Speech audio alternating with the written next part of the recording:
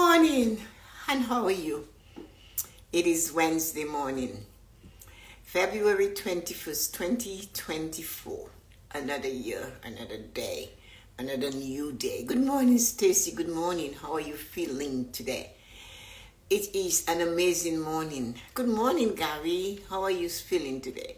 We are telling your followers, good morning, Azim. How are you feeling today? Today, the glory of God will never leave you. Good morning, Aman. Hi, Lisa. Good morning. I got a haircut yesterday. It was amazing, beautiful, and spectacular. I went for my morning walk. Good morning, Loretta. And the sun was riding red and orange. And I took a pic of it and asked you. The glory of God is within us, so we cannot run away from it. I like that, Aman. Here you are. I'm having some pomegranate tea, and it's really reddish. And here we are. I'm feeling very grateful, Tessa. Love you. You're here. Thank you. Good morning, Nancy. Good morning, every wonderful and amazing human being that's here this morning. It is a pleasure and a privilege, Cha. Good morning, and how are you guys feeling today? To be here with you today. It is a beautiful day. And I had the topic came to me when I was doing some journaling this morning. I left the house at 6:30 to go out to see the glory of God. I saw your beautiful walk this morning. Yes, it was fabulous. It's only like 32 degrees, so it was great and no snow. And not too many people on the road. And everybody's concerned, but I just make a circle around our neighborhood and do a 25 to 30 minute walk and come back and get ready to be here with you this morning. So how are you doing today? Let's look at what we have. So this morning, for some reason, when I decided, I got my topic and I forgot. The glory of God will never leave you. And I thought, oh my goodness, I'm going to offend those people that do not believe in God. Thank you, Jean. It's a marvelous day. And yes, good morning, Yuko. How are you feeling? And the people that don't believe in the God that I believe in are going to be upset. But then I remembered one thing. I'm doing it for me. I'm telling you about me. I'm taking you on the journey that I go on all the time. And that's why I insisted on putting it instead of saying anything else. The glory of God will never leave you and me. It never does. One thing we have to know for sure. Good morning, Stacy. The glory of God is everywhere. So, the beauty of the universe is never going to walk away. So the beauty that's in the universe, like the sun's rise I saw coming through in the southeast this morning, that is never ever going to walk away from us. It will never do that.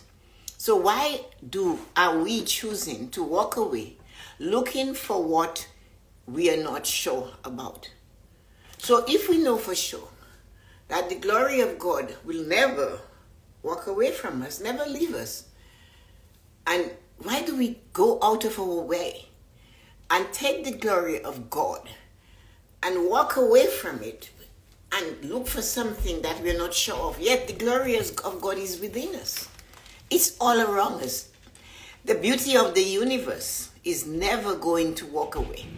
Why are you choosing to walk away looking for what you're not sure of?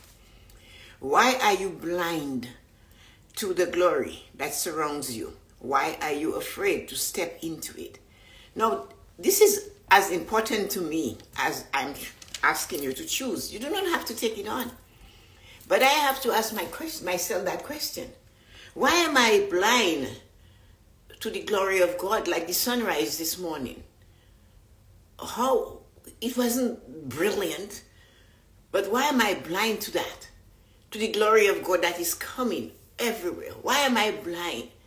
Even when you look at a tractor trailer, it's still the glory of God.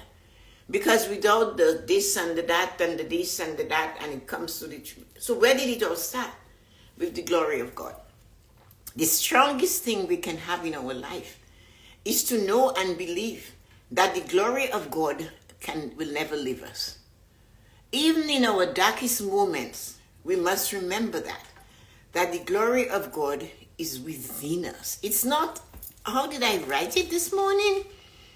What is it that is pulling you back from this glory of the now moment?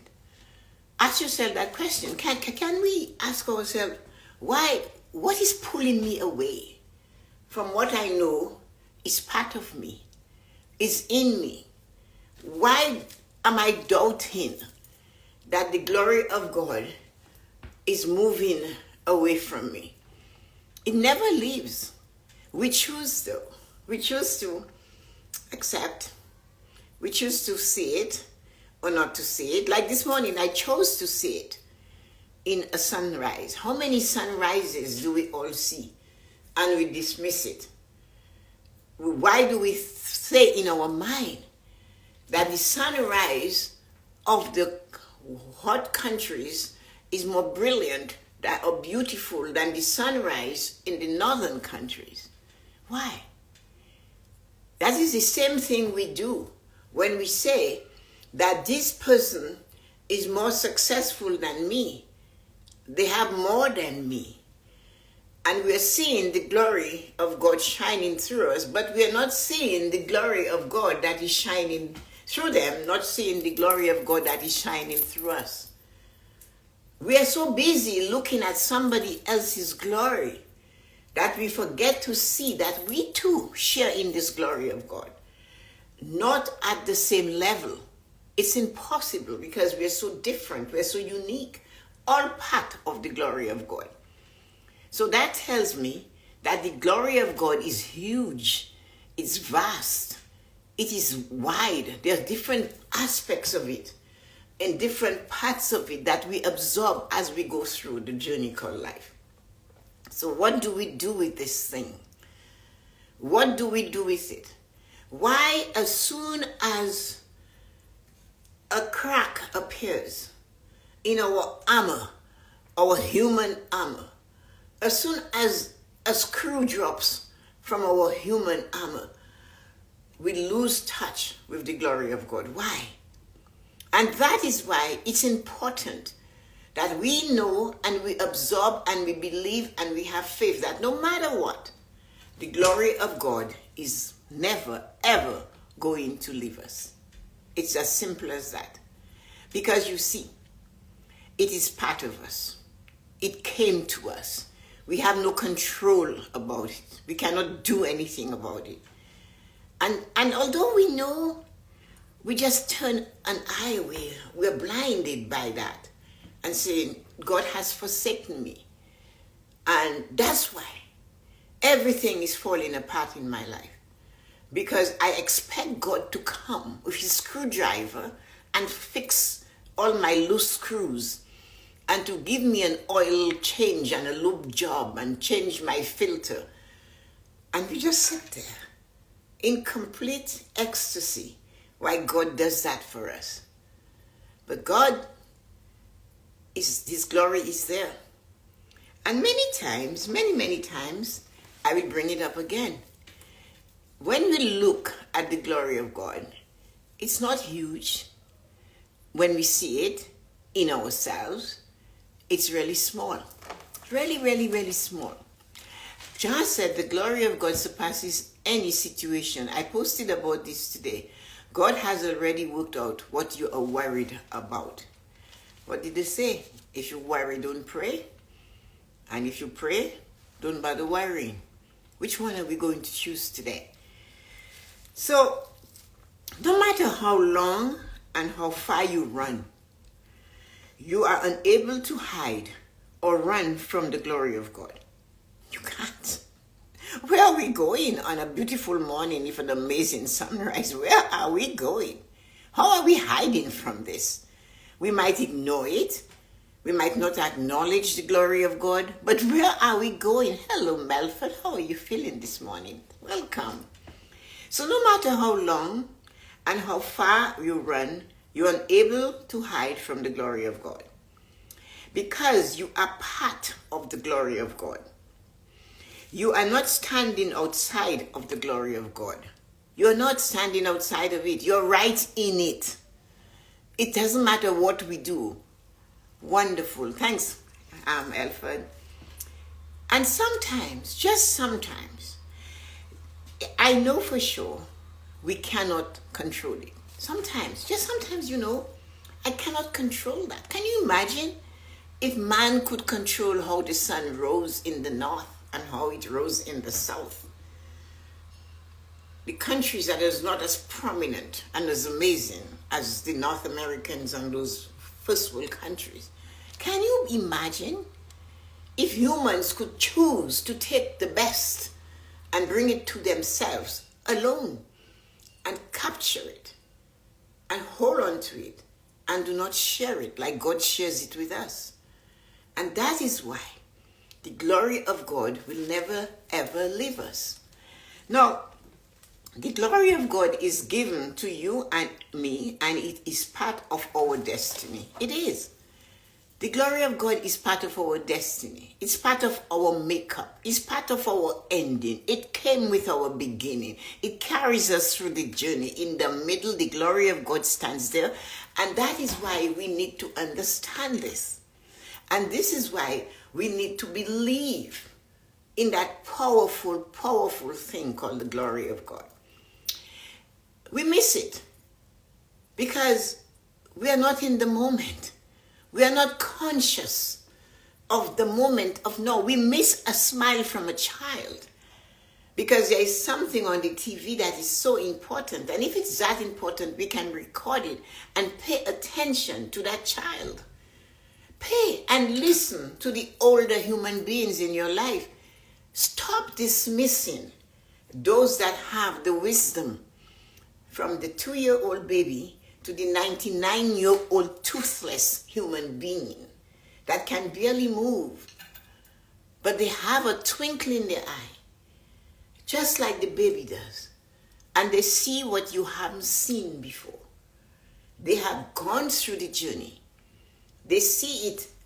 They have lived it. The baby is seeing the road more clearly than we ever could know. But no, we're going to let them paddle their own canoe. We'll pick up that senior person and we'll put them in a hole as far away and visit them when our conscience tugs at us. So the man had his mother at the dinner table, and she was chewing and messing up the table. And the man could not stand that. So he put a little table on the side of the big dinner table and sat his mother there to eat. The woman that carried him 9 months through the glory of God, no bills, nothing to say you owe me, never asked for payment for giving 9 months. And as you know, and as you have heard, some women lose their hair. Their teeth falls out. Their skin looks different. Their feet swell. Some of them can't, they have to lie in bed for all those months, just so the glory of God can pass through them. And when this glory becomes this amazing, fabulous, successful human being, and the mother food falls off of her mouth, just like their food fell out of their mouth when they couldn't put it all in themselves, and she had to feed it to them. Put her on the side table. And one day he came home, and his 10-year-old son is putting some pieces of wood together with a hammer, a carpenter set he got for Christmas. And he said to him, "What are you building, son?" He said, "I'm building a table for you. So when you get like Grammy, you can also have your own table to sit on, so you do not make a mess at my table."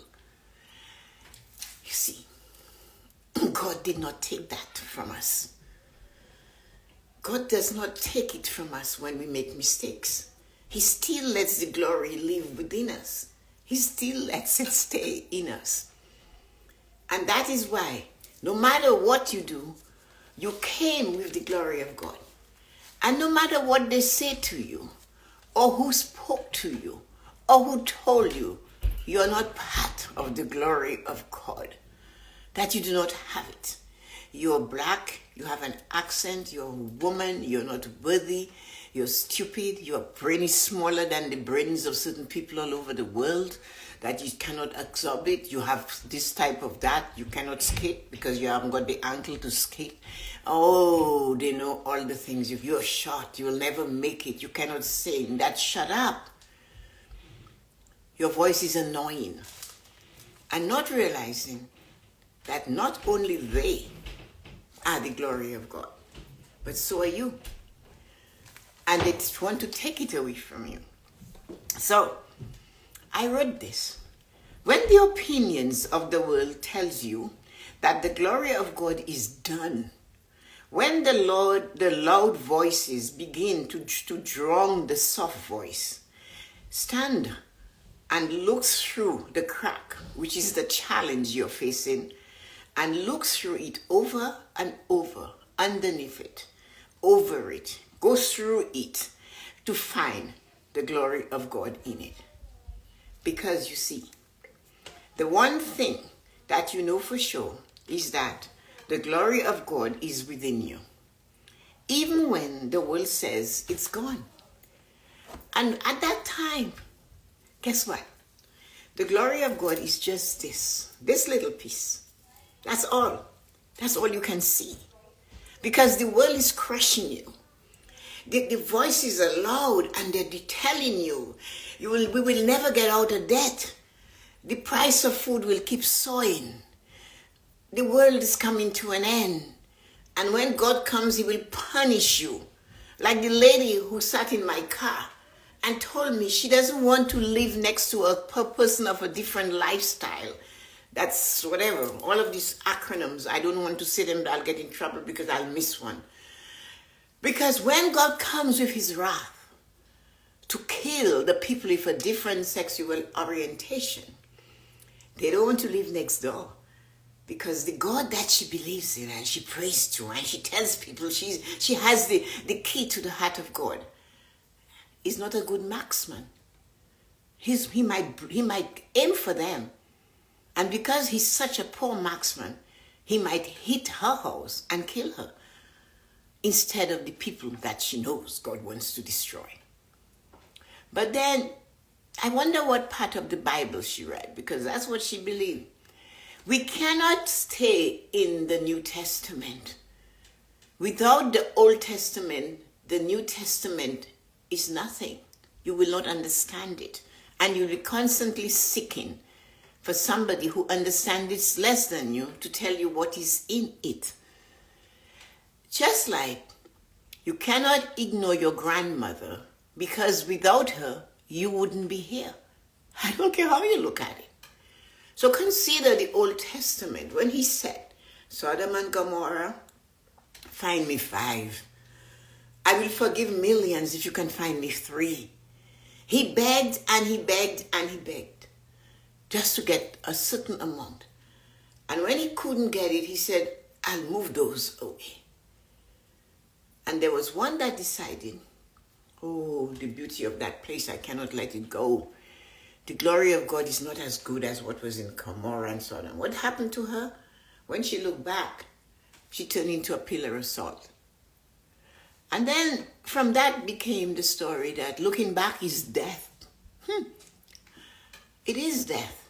If you're driving and you look back, will you see the car in front of you stop? No. It mightn't be your death, but it might be the death of the baby in the back seat. So you see, the glory of God is stronger than all of that. And even all you have, as I said, is this little piece of the glory of God. Because the one thing you know for sure is that the glory of God is within you. Even when the world says it's gone, God has turned his back. He's certainly not for you. You're not good enough. You're not smart. And you haven't got the good things in you to do better. So the glory of God has walked away from you. It has left you. And if you believe that, then you are giving them the key to your heart, to your decisions, to your choices, to your dreams. You hand them your curiosity. Never stop dreaming and never ever stop being curious. Never stop observing and never ever asking questions. Always know why. Because your why is the most powerful tool you have. When somebody says, why are you doing this? You have to have an answer. An answer that gives them a question for themselves. Your why is your most important thing you have. Why are you doing this? What does it do for you? How do you feel? Are you spent? How do you feel after you have that experience? Do you love the feeling? And if you love that feeling, why? Why do you love it? Because you see, even that feeling is part of the glory of God. And you have to learn to stand tall.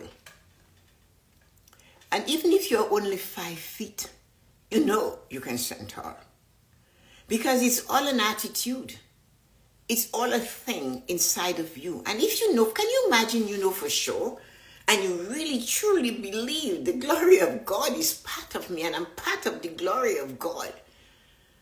Hey, can you imagine what you can do with that attitude? And they say, well-behaved women do not make history.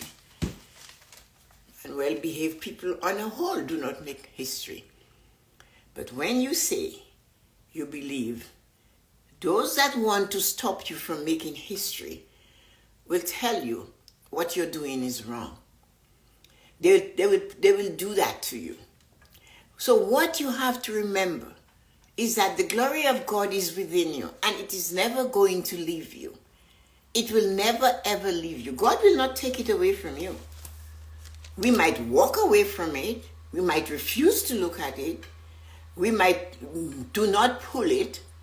But one thing we know for sure, stand tall and say, not for me. It's not gone from me. The glory of God is always going to be with me. Even when the challenge is powerful, I always ask you, when all you can see is that crack, which is the challenge you're facing, look through it. Look over it. That crack. It's only when it's broken that the light is shining through. When I started my walk this morning, the sun was not showing itself. The skies were gray and dark. The street lights were still on. But when I came back on my walk, the sun broke through. And it was when the clouds created a crack. Hey, the sun didn't force the clouds to crack. The clouds cracked and the sun said, hey, this is my chance. That's my glory. Now I can do it. And that's why the sun came through. And if you haven't seen what I posted, that little reel this morning, take a look at it. And do you know what I use for the caption? Remember to be somebody that makes everybody feel like they're amazing, beautiful, and spectacular. Be that person, because the glory of God will never ever leave any one of us. Stand tall and say, not for me. The glory of God is not gone from me. It is within me. Stop and make sure you pull. You pull on the little bit of the glory of God you see. So if I keep pulling, and I'm pulling, and I'm pulling, and I'm pulling, and there you are. See? The glory of God. All I could see in the crack was that a little bit of light, because the clouds broke and the sun said, this is my chance. And this is what we do have. And at the time, all we could see was that. But when we held on and we pull a little more, and we pull a little more, guess what? Look at how much glory of God we were able to get. And if we had believed those people When the opinions of the world tells you that the glory of God is done, tells us.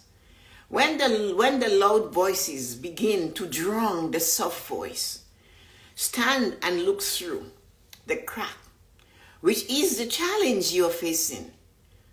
And that crack, look through it. Look underneath it. Look above it. Go and never give up. Do not give up. Go in there to find the glory in it. Because the one thing you know for sure is that the glory of God will not leave you. It will never go away from you. We will walk away. We will pause. We will say we have arrived. We have everything. We have money, our children are successful, and we will just bask in this. But that is not it. The glory of God is inside of us. The glory of God is what will prevent you from being the opinion, the loud voices that tells people the world is gone. Everything is falling apart. On the Sunday self-care show, tomorrow, on Sunday at 9:30, sorry, Yuko, we are going to have a topic that is going to make you stop to think. So join us, because, again, when the loud voices are telling you that, hey, that the glory of God has stopped and they took it away from you. Bad people have it. Those that call them bad, and those that do that, and those that push them, and those that told them that's the only way you're going to win. These are the loud voices. But somewhere in that mess, there's a soft voice that's saying, hold on. Hold on. Keep dreaming. Be curious. Dig a little more. Push a little further. Be a little kinder. Smile a little bit more. Share what you have. Give from where you are. Whatever, your thoughts, your words, your smile, your silence can be amazing. It's not every time you must speak, but you have to be, every time you have to be in the moment. Constantly speaking is not being in the moment. It's just speaking.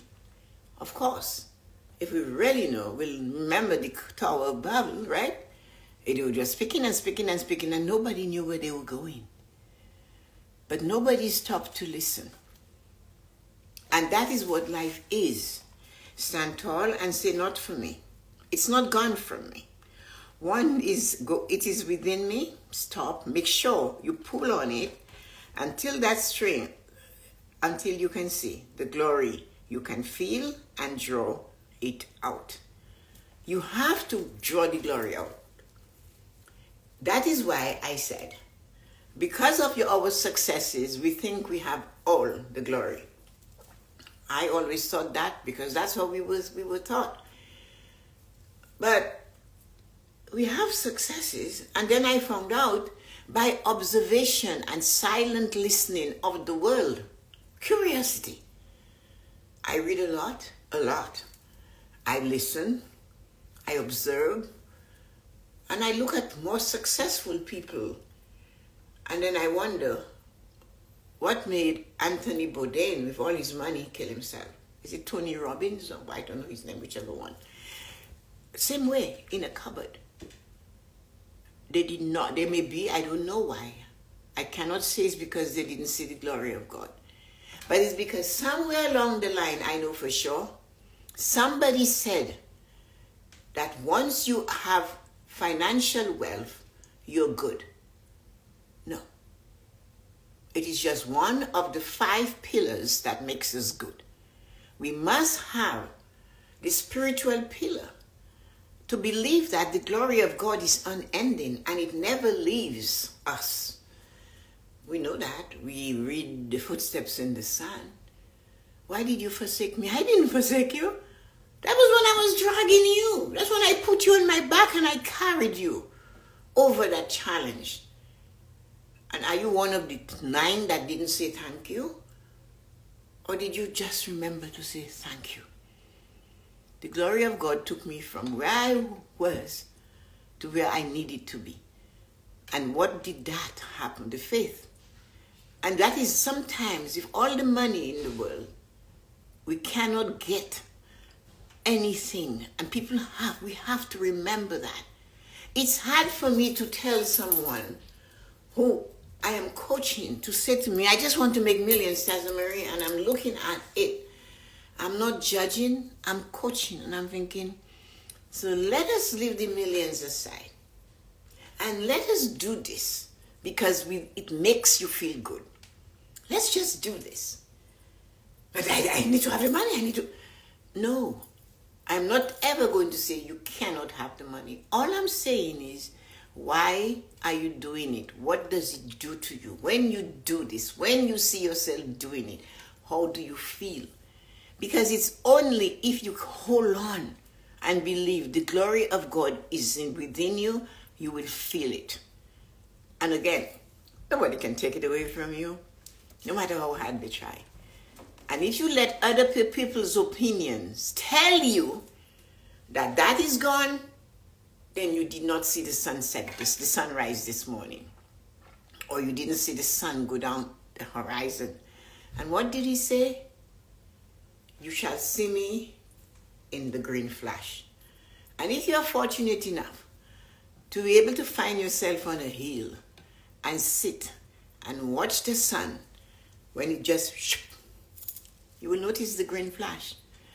And if you can find the glory of God in that green flash, it does exist, you will never ever doubt that the glory of God is within you. So I am so happy, grateful to come to you this morning with this. When I get these topics, I don't know what I'm doing. All I know is that when I'm writing, it is a feverish feeling, and it perforates the pages, and it just goes in. It's like somebody else is pushing the pen into the book. But I love the feeling it gives me to do this. And yes, for those of you who start and stop, remember, like everybody else in the world, it's not every day that I want to stand up there and do it. It's not every day my body says to do it. It's not every day I am doubting whether I will receive what I was told. Just open your mouth and we'll tell you what to say. So when you're doubting yourself, remember you're not alone. The world is like that too. But the most important thing is to realize the glory of God is within you. I thoroughly enjoyed today's morning blessing. Thank you, Tessa-Marie. Let's see you guys. She's on Sunday self-care, Jean. I woke up this morning and my father told me, enjoy your day, my child. You can achieve everything you desire. The glory of God is within you. Of course, it looks like we were in tune this morning, because some of you wrote about the glory of God surpasses situation. I posted this today. God has already worked out what you're worried about, you think? Aman and all these amazing people, you guys had so much wonderful feelings for each other. It's amazing. And there you are, Stacy, Nancy, Aman, Yuko, Lisa, Jean, Ryan, Shirley, my nephew and Loretta. Thank you, wonderful human beings. It is amazing. The glory of God is really within you. And love you. Have a great day. I am going to do some work today. I have to do 4 shorts and a 10-minute video for the YouTube channel. And I have to write and I have to read. And luckily for me, yesterday I made, what was it I made? Cauliflower rice. So I had that while having a long 2-hour meeting with Yuko about our Sunday self-care show and the whole world. So it was quite a day yesterday. I'm getting my hair cut and I spoke to the barber. And oh yeah, let's touch on this for a minute. Bear with me. So, you sit in the barber's chair, the hairdresser's chair, and many people, that's where they talk.